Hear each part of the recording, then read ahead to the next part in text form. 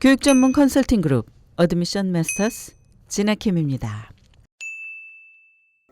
코로나 사태는 미국 교육 과정의 면면을 완전히 바꾸어 놓았습니다. 일단 교사들이 수업을 가르치는 것이 더 힘들어졌습니다. 전격 온라인 환경으로 바뀌면서 교사들은 수업에 필요한 모든 자료를 디지털로 변경하여 학생들에게 효과적으로 전달하기 위해서 고심을 하게 되었습니다. 배우는 것은 심지어 더욱 어렵습니다. 직접 대면 수업으로 배우는 것보다 확실히 집중이 덜 되고 교사와의 소통도 예전만 못한 것 같습니다. 이런 상황에서 과외 활동들은 여기저기 길이 막히고 대학 입시에서는 SAT나 ACT 같은 표준 시험이 옵셔널이 되었습니다. 코로나 이전에 대학 입학 사정에 적용됐던 규칙들이 이제는 먹혀들지 않게 된 것입니다. 그렇다면 대학들은 과연 지원자들을 어떻게 선별해서 뽑을까요? 표준시험이 선택사항이 된 가장 큰 이유는 팬데믹 상황에서 학생들이 시험을 치를 수 없게 되었기 때문입니다. 시험 등록을 해서 일정이 잡혔어도 코로나 확진자 수가 무섭게 치솟으면서 시험 장소가 아예 문을 닫는 일이 흔하게 일어났습니다. 학생들은 수차례 시험이 취소돼서 발을 구르다가 결국 시험을 못 보거나 어렵사리 타주까지 찾아가서 겨우 치르기도 했습니다. 상황이 이렇다 보니 대학들이 표준 시험을 필수가 아닌 옵셔널로 바꿀 수밖에 없었던 것입니다.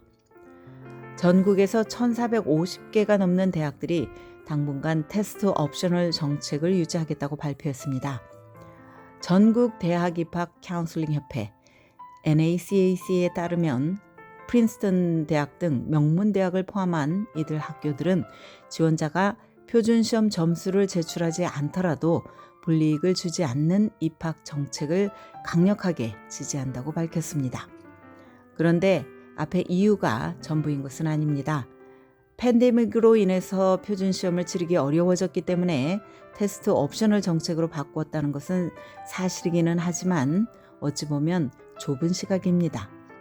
더 넓은 견지에서 보면 표준시험에 대한 논란은 이미 수년 전부터 있어 왔습니다. 표준시험은 많은 학생들에게 진입 장벽이 높고 사회문화적으로 기회가 편중되어 있다는 비판이 제기되어 왔던 것입니다. 특히 저소득층 가정의 학생이나 가족 중에 대학에 진학한 사람이 없는 퍼스트 제너레이션 학생인 경우라면 더욱 그렇습니다. 가정이 경제적 여유가 있으면 소위 대입 게임이 펼쳐지는 학원이나 튜터를 통해서 표준시험을 제대로 준비할 수 있지만 부모가 지원을 해주지 못하거나 학생 본인이 방과 후에 돈을 벌어야 하는 가정의 학생들은 소외가 된다는 것입니다. 그러므로 이 같은 지적이 벌써 수년째 제기된 상황이던 차에 코로나가 테스트 옵셔널 정책으로의 전환을 앞당겼다고 할 수 있습니다. 지난해 UC 계열 대학들은 2025년까지 단계적으로 SAT와 ACT 시험 점수를 입학 사정에서 고려하는 것을 중단하겠다고 발표했습니다. 또 2020년 인사이드 교육 설문조사에 따르면 테스트 옵셔널 정책을 도입했던 대학들의 68%가 앞으로도 옵셔널 정책을 유지할 것으로 예상이 됩니다. 이 같은 조치는 수억 달러에 달하는 표준시험 시장에 타격이 될 것입니다.